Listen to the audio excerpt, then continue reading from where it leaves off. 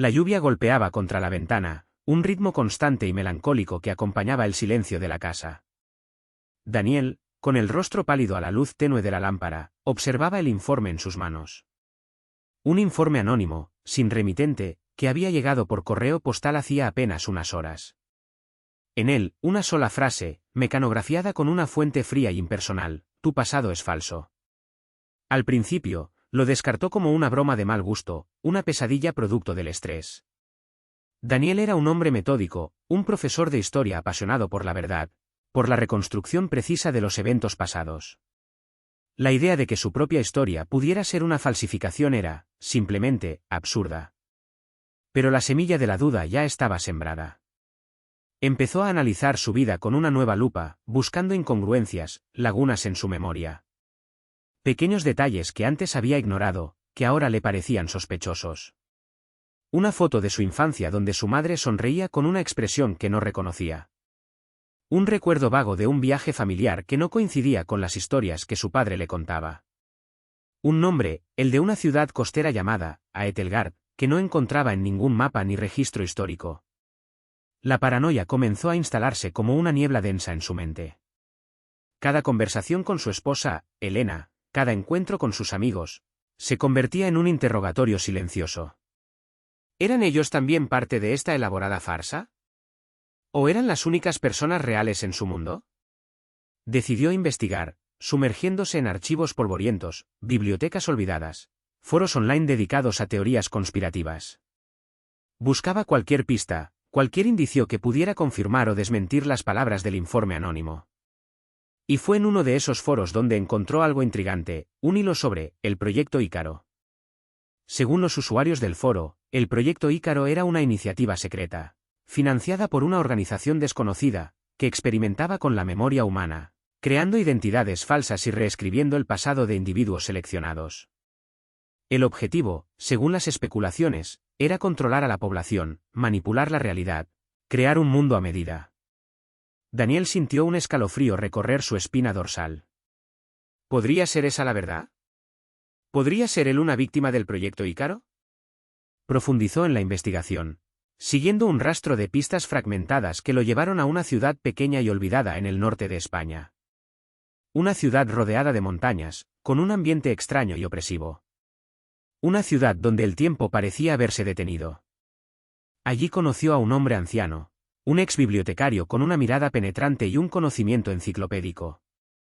El hombre, que se hacía llamar Silas, le contó la historia del proyecto Ícaro, confirmando sus peores temores.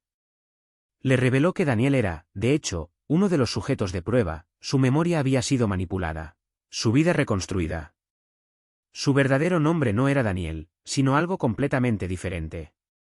Su esposa, Elena, no era su esposa, sino una actriz contratada para interpretar el papel de su compañera de vida. Sus amigos, sus recuerdos, todo era falso.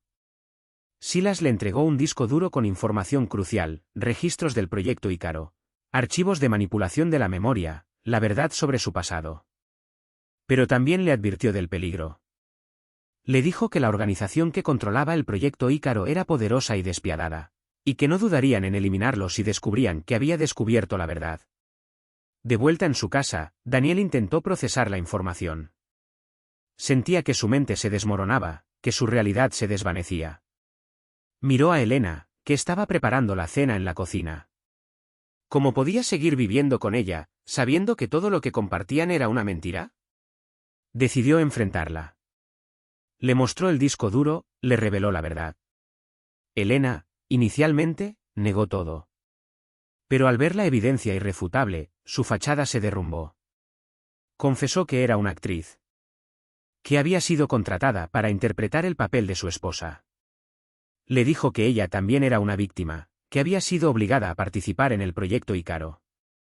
Juntos, decidieron luchar contra la organización que los controlaba.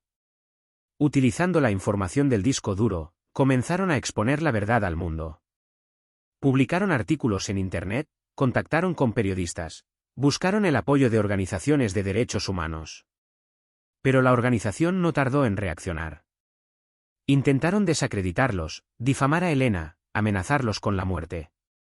Daniel y Elena se vieron obligados a huir, a vivir en la clandestinidad, constantemente mirando por encima del hombro, temiendo ser descubiertos. Pero no se rindieron. Sabían que la verdad era su mayor arma.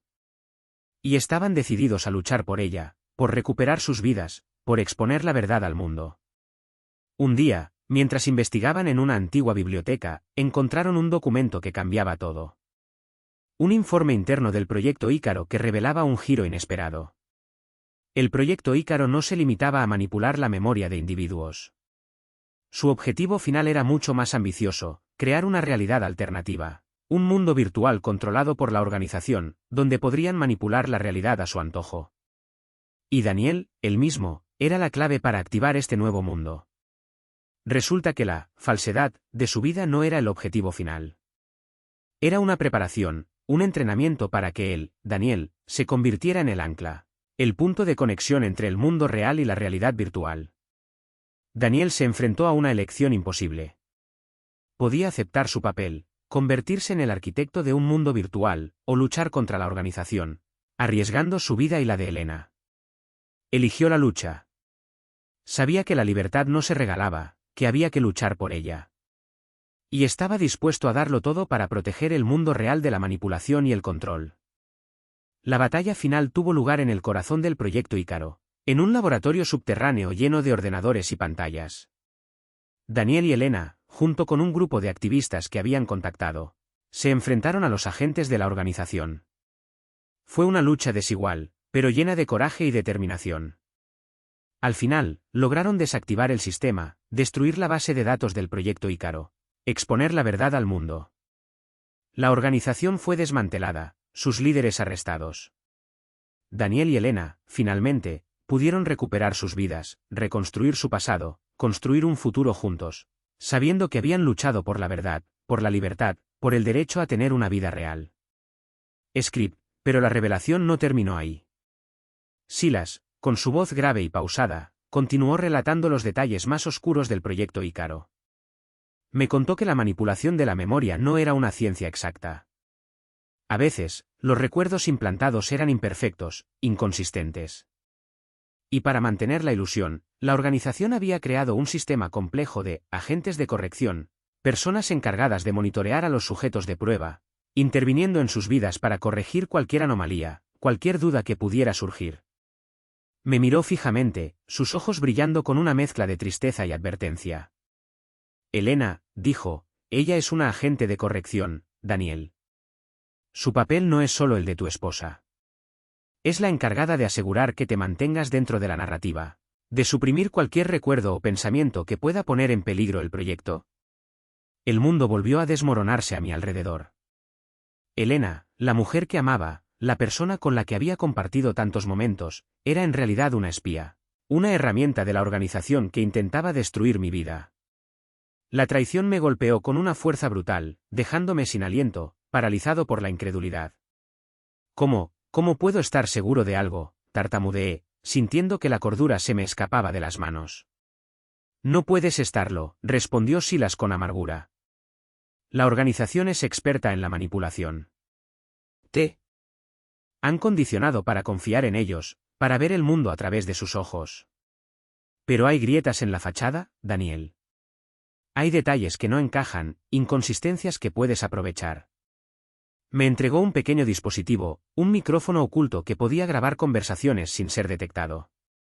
Úsalo, Daniel. Escucha a Elena. Observa sus reacciones. Descubre la verdad por ti mismo. Regresé a casa, sintiendo que cada paso era una tortura. La casa, que antes me había parecido un refugio, ahora se sentía como una prisión, un escenario cuidadosamente construido para mantener mi mente cautiva. Elena estaba en la cocina, preparando la cena, con la misma sonrisa amable, los mismos gestos afectuosos que siempre había mostrado.